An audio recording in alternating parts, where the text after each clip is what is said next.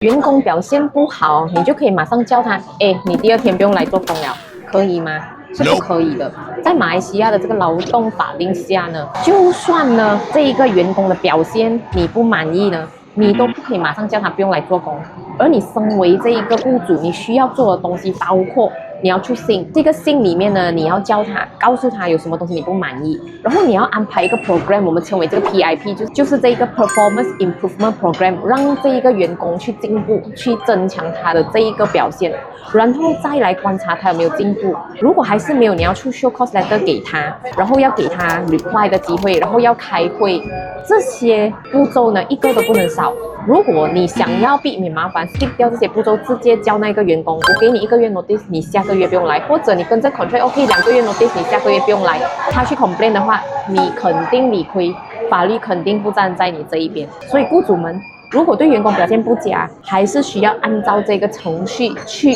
解雇这个员工。